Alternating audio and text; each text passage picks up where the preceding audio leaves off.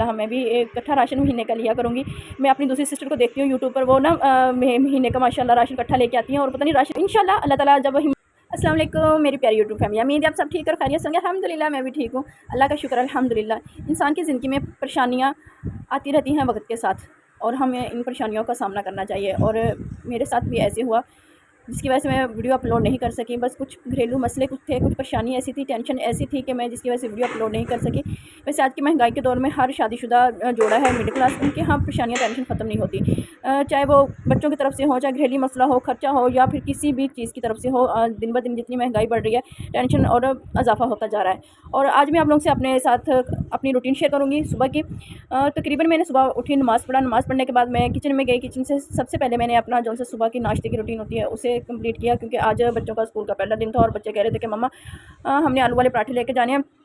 मैंने आलू गैस आने में अभी तकरीबन पूरा 1 घंटा पड़ा था और मैंने आलू पानी के अंदर डाल के नमक डाल के उसे रख दिया, ताकि आलू मीठे हैं, सस्ते हैं, इसलिए मीठे आलू मैं यूज़ करती हूँ। मैं नमकीन आलू नहीं करती, वो तकरीबन 400 रुपये किलो है, तो बस इसलिए नमकीन आलू को बहुत अब वो सस्ते होंगे तो फिर नमकीन आलू हमारी किस्मत में आएंगे और हम फिर यूज़ करेंगे। तो बस अब वाक़ के लिए जा रही हूँ। तकरीबन मेरी 1 घंटे की वाक़ होती है, तकरीबन 6 बजे तक मैं वापस आ जाऊँगी। और वापस आऊँगी तो फिर आप आगे आने की रूटीन मैं आप लोगों से शेयर कर रही हूँ। ये देखें गमले, अच्छा ये वाले ना जो से फालसा, जब था मैं फालसे के जूस बनाती थी, ये तब मैं उसके ना भी गमले में फेंके थे। माशाल्लाह 2 बूटे फालसे के हो गए हैं और माशाल्लाह दोपहर बूटी भी इतने प्यारे फूल खिलते हैं ना, दिल देख के खुश हो जाता है।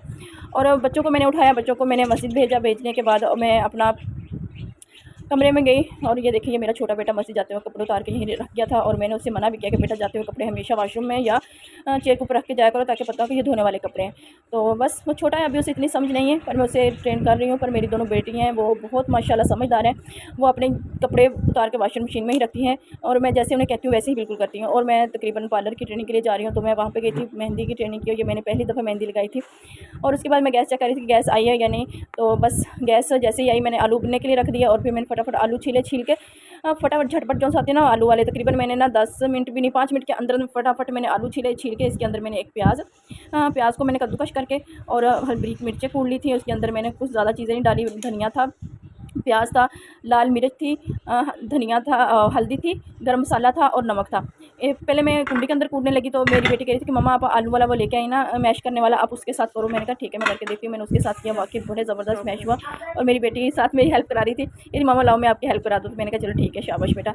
अच्छा तो फिर मैंने ना आलू वाले पराठे बनाए और साथ साथ मैं आलू के पराठे बना रही थी। तो मेरे ना छोटे बेटा कह रहा था कि मम्मा आज मैंने 1.5 लेके जाना है आलू पराठा। तो मेरी छोटी बेटी भी आई, वो भी कह रही थी मम्मा मैंने 1.5 पराठा लेके जाना है। अच्छा मैंने कहा बेटा मैंने सबके लिए सिर्फ इतना ही आलू मैंने बनाया है कि सबको एक एक आएगा। कह रही नहीं हमने 1.5 लेके जाना है। और मेरी बड़ी बेटी है, वो कह रही मम्मा आज मैंने स्कूल ना 2 पराठे लेके जाने हैं।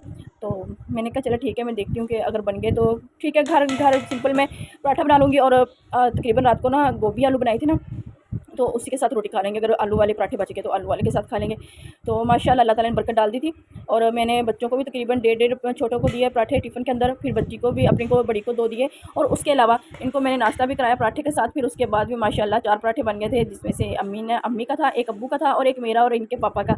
और माशाल्लाह इतने ज़बरदस्त, जितनी जल्दी ना हम काम जल्दीबाजी में करते हैं उतना ही माशाल्लाह अच्छा होता है। और मैंने माशाल्लाह नमक मिर्च भी नहीं चेक किया था, हर चीज़ परफेक्ट थी, इतना मज़ा आ रहा था ना।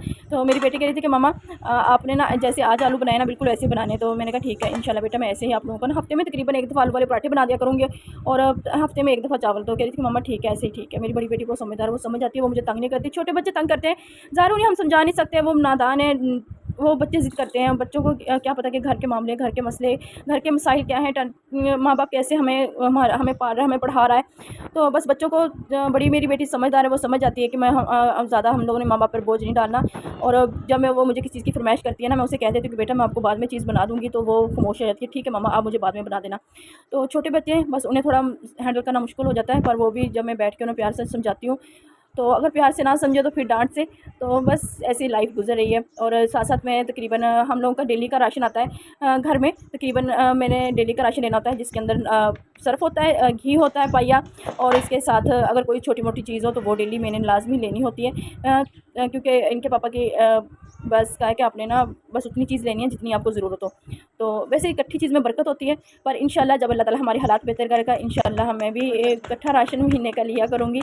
मैं अपनी दूसरी सिस्टर को देखती हूँ यूट्यूब पर, वो ना महीने का माशाल्लाह राशन इकट्ठा लेके आती हैं और पता नहीं राशन के अंदर क्या क्या चीज़ें होती हैं, मेरा देख के इतना दिल करता है कि मैं भी ये चीज़ें लेके आऊँ। तो इंशाल्लाह अल्लाह ताला जब जब हिम्मत देगा, मेरा चैनल ग्रो करेगा तो इंशाल्लाह मैं करूँगी। बस मैं बीच में ना डिले हो गई थी, जिसकी वजह से मैं ना यूट्यूब पे वीडियो अपलोड नहीं कर सकी। इंसान का ज़हन फ्रेश हो, इंसान खुद फ्रेश हो और कोई मसला को मसाइल ना हो तो इंसान का किसका दिल नहीं करता कि वो अपने डेली की रूटीन अपना वर्क यूट्यूब चैनल पे शेयर करें। और इसके अलावा मेरा जो सा स्टैंड था, फ्रेम था, वो मेरा बच्चों ने छुट्टियों में, मैं पार्लर जा रही थी क्लासेस लेने के लिए, तो मेरे ना बच्चों ने वो फ्रेम पीछे से खेल रहे थे, उन्होंने तोड़ दिया। और वो मैंने तकरीबन उनके पापा ने गर्मियों के कपड़े की जगह सर्दियों के कपड़ों की जगह पे मैंने ना वो लिया था।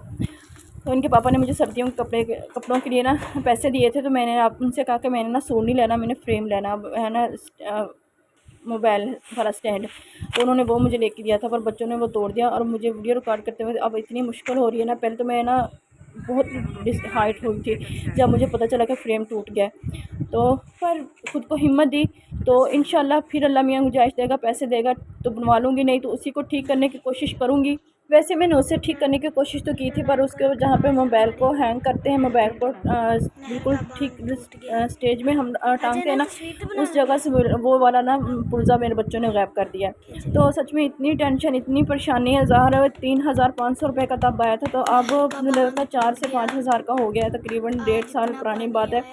तो बस अल्लाह में हिम्मत देखो तो इंशाल्लाह मैं जल्दी लूँगी, नहीं तो आप लोग बिल्कुल मेरी ऐसे ही वीडियो देखेंगे। कोई माज़रत आप लोगों से, ये वीडियो बनाते वक्त अब कैमरा हिलेगा। और मैंने शुरू में जब वीडियो बनाई थी तब बहुत सारी सिस्टर ने कहा था कि आपकी वीडियो बहुत हिलती है, तो तब मैंने स्टैंड लिया था। फिर उसके बाद मेरी वीडियो का रिज़ल्ट अच्छा हो गया। तो इंशाल्लाह जल्दी ही मैं आप लोगों को या वही स्टैंड दोबारा ठीक करती नज़र आऊँगी, या फिर मैं नया लेकर आप लोगों को दिखाऊँगी। वैसे कोशिश तो मैं करूँगी कि उसी को ठीक करूँगी, क्योंकि नए की गुंजाइश नहीं है, क्योंकि अब बच्चों के स्कूल स्टार्ट हो गए हैं, खर्चे भी डबल हो गए। और जैसे आप लोगों को पता है कि पाकिस्तान के हालात हैं, माशाल्लाह कह रही हूँ, अस्तगफिरुल्लाह, पाकिस्तान के बहुत बुरे हालात हैं। सैलाब आ गया है, महंगाई बहुत हो गई है, सब्ज़ियाँ महंगी हो गई हैं, दूसरी चीज़ें महंगी हो गई हैं, आटा महंगा हो गया है, सब्ज़ियाँ इतनी महंगी हो गई हैं कि हम लोग सब्ज़ी अगर आधा किलो भी लें, तकरीबन 200 की आधा किलो सब्ज़ी आती है। तो आप लोग खुद अंदाज़ा लगा लें।